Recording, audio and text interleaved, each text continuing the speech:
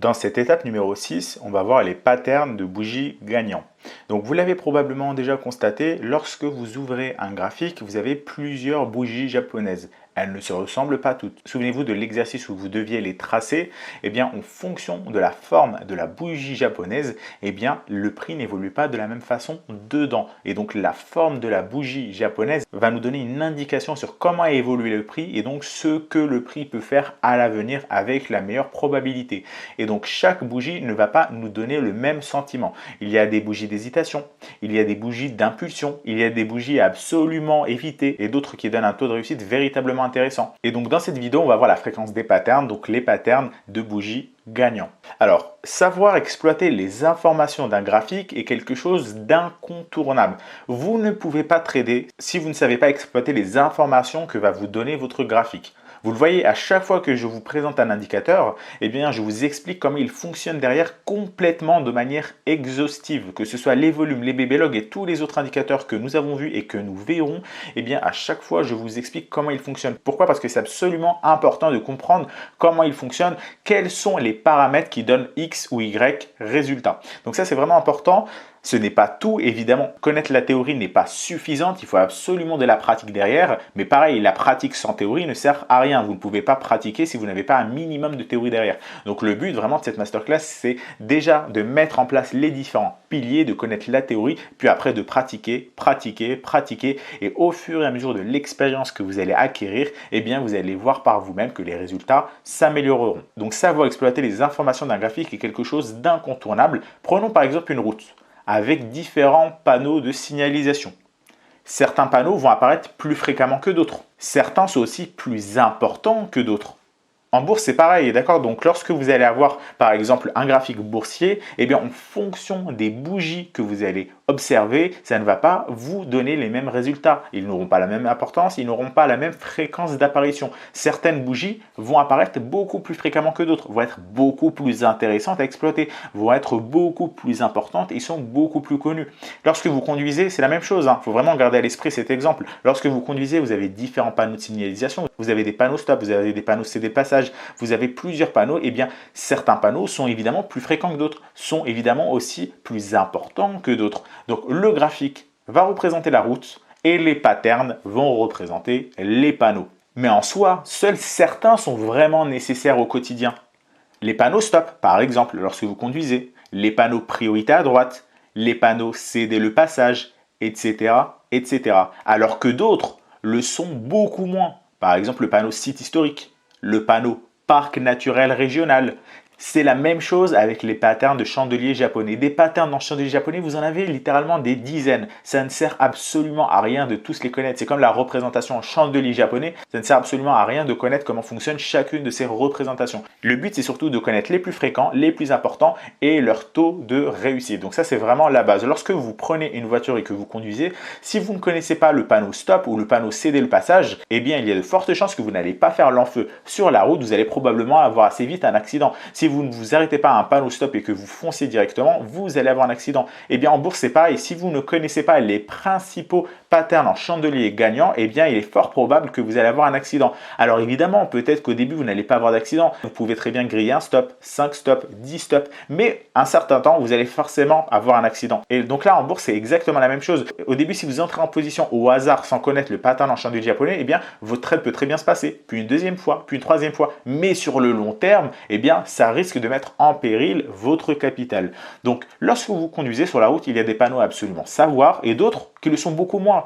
Par exemple, qui d'entre vous connaissez le panneau site historique, parc naturel régional? Eh bien, il y en a très peu et ce ne sont pas des panneaux importants. Lorsque vous allez par exemple visiter un monument, vous allez visiter une cathédrale, vous allez visiter un parc, eh bien, ce n'est pas parce qu'il y a ce panneau-là qu'il faut absolument comprendre ce qu'il signifie. Vous allez très bien voir le parc par vous-même, vous allez très bien voir les arbres par exemple. Donc là, c'est la même chose, ces panneaux-là, très peu d'entre vous les connaissent, d'accord? Donc, ce qu'il faut absolument connaître, c'est les plus importants. Avec les chandeliers japonais, ça sera pareil. C'est ce qu'on va voir tout au long de cette étape numéro 6. On va en voir un certain nombre. On va avoir plus exactement 8 patterns de chandeliers gagnants. Donc, vous allez voir finalement, il y en a 4 x 2. Donc, en fait, il y en a 4.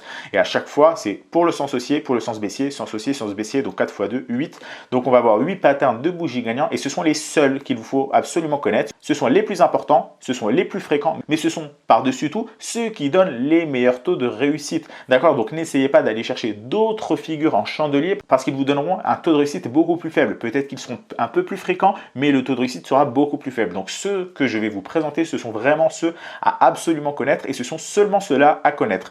Donc seuls certains donnent des résultats vraiment intéressants et c'est ce qu'on va voir tout de suite.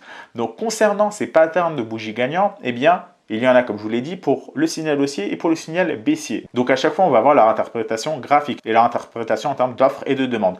Donc le premier, c'est le pattern en pin bar. Donc le pattern en pin bar, il y en a deux. Il y a deux patterns en pin bar, donc la pin bar haussière et la pin bar baissière. Donc la pin bar haussière vous donne un signal haussier, la pin bar baissière vous donne un signal baissier. À chaque fois, l'interprétation pour les deux sont identiques. C'est un pattern de retournement et donc c'est un pattern puissant de retournement qui donne un excellent taux de réussite. Ça se symbolise, vous allez le voir sur les graphiques, par un rebond sans hésitation. Donc par exemple, le prix descend, il arrive sur un support et directement il dessine un pattern en pin bar et il rebondit violemment et donc ça donne un signal d'achat d'observer une pin bar haussière. Pour la pin bar baissière, c'est l'inverse. Le prix est en tendance haussière, il arrive sur une résistance et là, tout à coup, il se retourne sans hésitation, il rebondit sur la résistance, dessine une pin bar baissière, puis chute violemment. Donc le taux de réussite des pin bars est vraiment intéressant. Donc c'est le premier pattern que nous allons voir, c'est le plus intéressant, c'est le meilleur cas type des patterns, mais bien évidemment, on ne peut pas vraiment comparer des patterns entre eux, étant donné qu'ils ne vont pas s'interpréter de la même façon, ils ne vont pas arriver en même temps.